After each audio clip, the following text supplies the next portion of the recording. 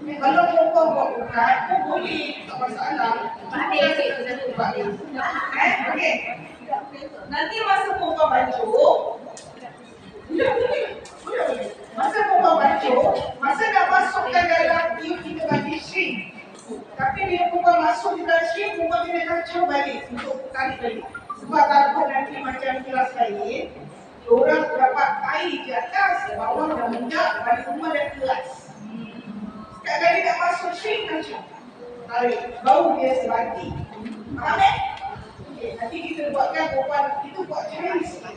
Senang. Jangan risau, dia cair pun tak apa, dia bagus. Sebab dia tak macam bagi biasa. Okay, sekarang ni, perempuan buka, masukkan yang kalsium karbonat dalam basic.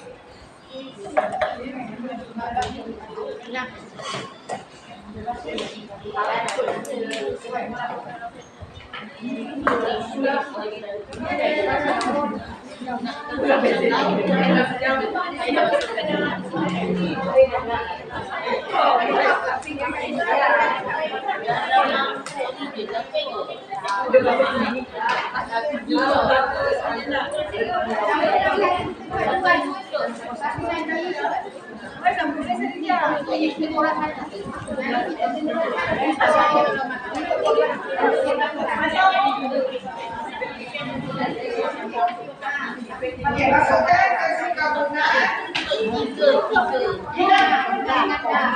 Yang kedua, yang warna coklat tu. Itu ada coklat, ada kayu manis. Coklat untuk lawan gusi punya saraf. Kayu manis untuk orang yang punya berbau. Kalau buat dia risau pakai ni, mulut dia memang takkan ada bau. Jadi botol kecil tu dia adalah nanti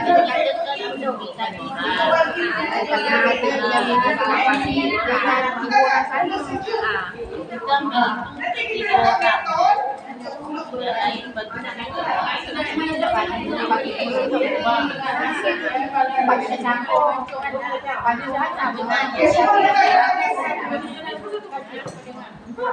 Jadi ini buat satu bantuan untuk Nanti boleh buat dua kan? Dua kan? Boleh? Nanti 3 orang sana ambil yang kat sini. Habis dia.